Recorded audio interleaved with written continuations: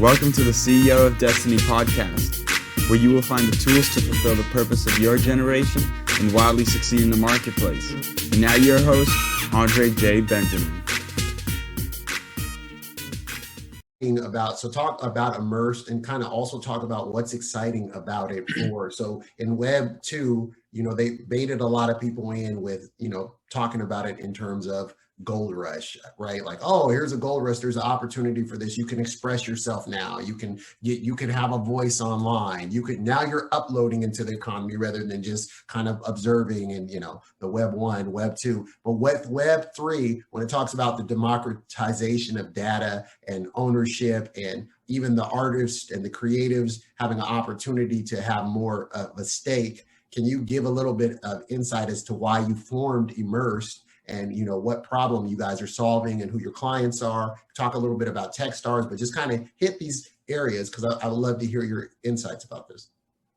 Yeah, it's funny because a lot of the stuff that has become popular now was not popular way back when I had started in this space, meaning, well, first off, I only joined the VR space in like 2017. VR started hitting way more of the VR nerds or whatever you want to call it. Like that was all happening between 2012 and 2014. So I was late to the game also. And then fast forward to today, I mean, there are plenty of people who are still late to the game, right? So for me, like when I first entered, really even just Web3 stuff, like I was aware of it back in like 2020. I kind of just like left it off to the side because I was like, yeah, I'm sure that there's some sort of interesting stuff there. But right now I just got to focus on executing on the VR side. And as time had progressed, Web3 started becoming more relevant because Web3 started talking about things like a metaverse, like a digital world. And that's quite literally what I was building. But I started building Immersed because back in 2017, I had noticed that every software development team I'd ever been on or had led, they would have more and more people. Each job I went to from year to year to year, more and more people working from home. And it wasn't common in other industries. It was mainly common in software developments and mainly coders and designers. You would have, back in 2020, I would say 2014, 2015, like 1 of 8 people are allowed to work from home. And then fast forward to 2016, like 1 in 4 or 1 in 6 were allowed to work from home. And so I knew that it wasn't a huge problem. And by the way, that was only in my industry. So if you're talking about the whole world, it's like 1 in 500 are able to work from home.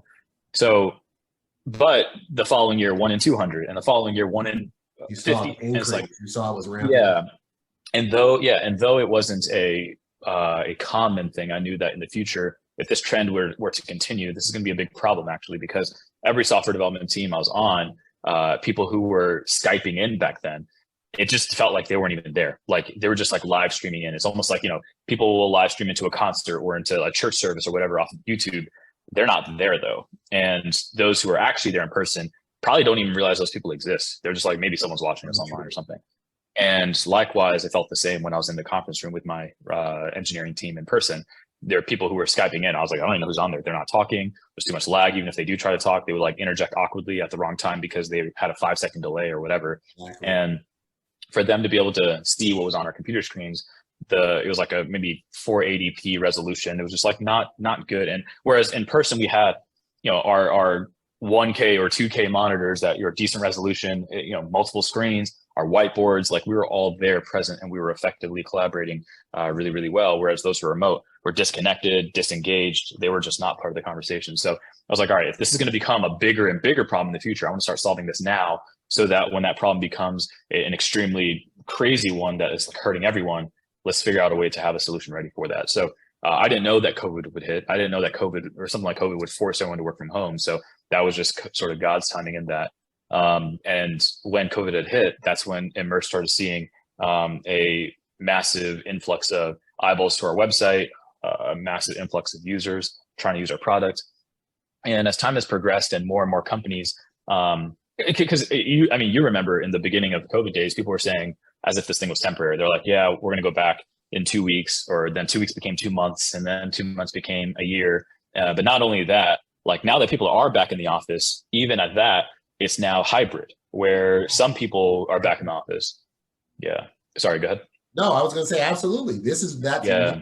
The world now has shifted to it. When people have tasted it, especially when you had employers that said that was absolutely not possible. And then when people got to that and then they executed, now it was like, well, how can you justify it? I was able to take my children to school. I was able to do this, and I was able to execute. I need my schedule to be a mixture. So it ramped up, and the timing of it happened that Immersed was already positioned because you had been working on this problem earlier than it was needed.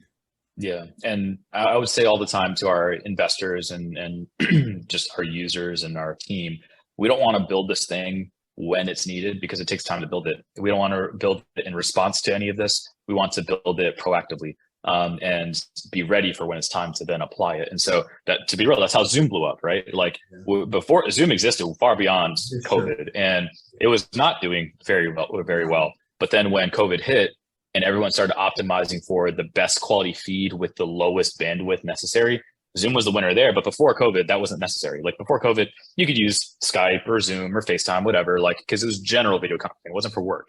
But for work, you need low bandwidth stuff because some people are on the road. Some people have like one bar on their cell phone, and they have to still be able to have this thing work. And Zoom was perfect for that environment. But now that people are, companies are finding out people don't want to come back into the office, now it's crap. Okay, well, we can't keep using Zoom because Zoom was just a Band-Aid.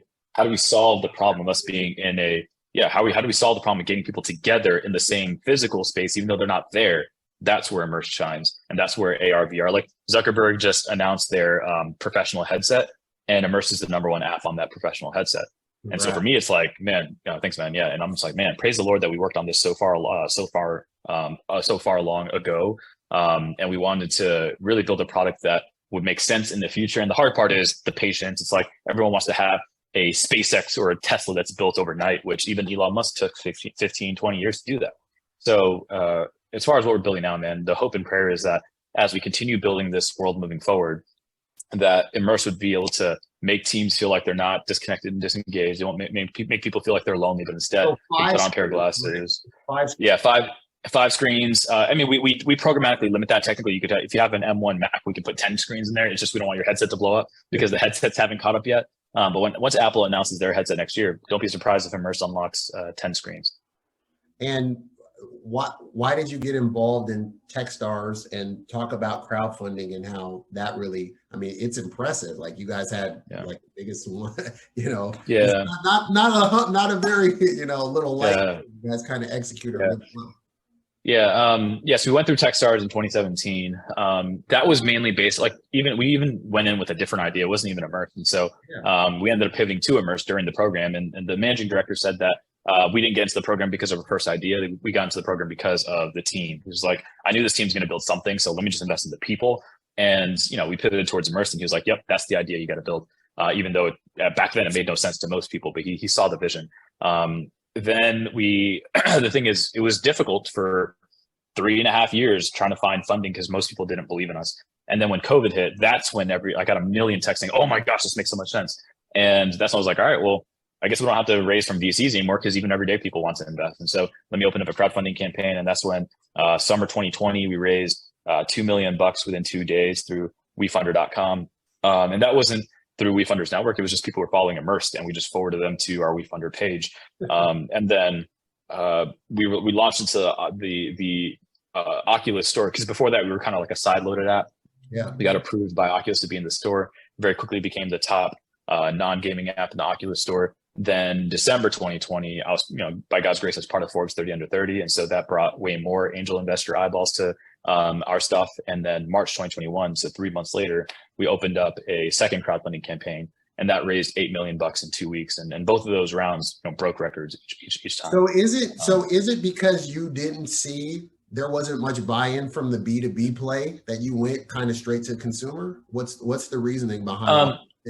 You were like, let's go straight to the people versus. Yeah, because if you think about like Slack or Dropbox, like if the individual consumer finds your product and then they are the champion inside that company that then upsells to their own managers, it's way more organic, way less bias, as opposed to Renji coming, figuring out how to get my foot in the door and like giving a presentation and pretending I'm not biased towards my own product that I'm trying to sell you, and then get you to buy all these headsets. Like instead, if the consumers already have headsets, if they're already using the app, and then they're the ones like from an unbiased perspective, telling the managers that we have to pay for this thing, sort of the B to C to B model is way more effective than just straight B2B, in my opinion.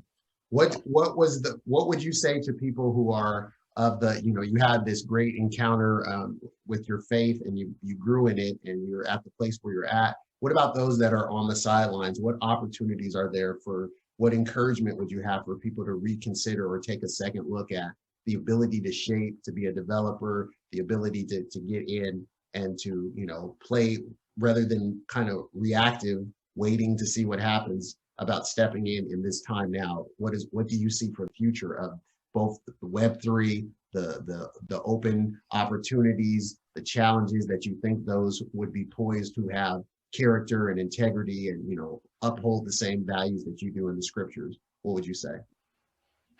Yeah, I think the cool thing about Web3 is that it's almost like a technology that's put in place as guardrails for humankind, meaning it has enforced, like programmatically enforced open transparency. It has programmatically enforced records. Those aren't things that you can wipe and undo. Those aren't things you can manipulate. It's just as soon as it happens, it is like almost, what's the word, when you think of like fossilized. It's like it's stuck in there. You can't really change that. Whereas current Web 2 systems, dude, you have no idea. For all you know, maybe a Bank of America or a freaking Wachovia or Wells Fargo, whoever, could be, not that they're going to, because there's regulators and people watching that stuff, but at any sort of slip up, that type of stuff can kind of fly under the radar. Humans are inherently, I believe, inherently selfish, sinful. We want what's best for ourselves. And just to be real, I don't believe that humans are naturally altruistic. Yeah.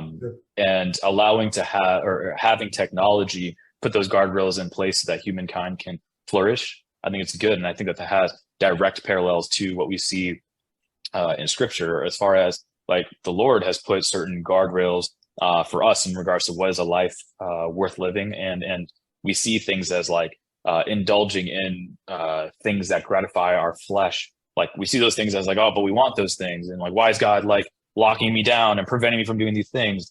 I remember reading in one of the Psalms about how it's like the branch asking itself to be cut off from the tree so that it'll be free. And it's like, bro, you cut the branch off, it's dead.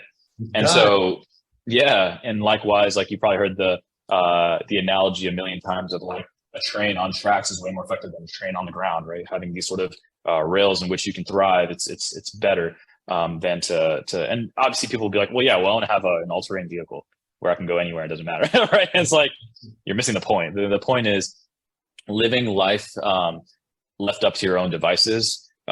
If you don't really understand your own human heart and like how even you and I intrinsically do not want what's best for us, unfortunately, like until God gives us a new heart to be able to see what is good for us, and there's still this tension between spirit and flesh.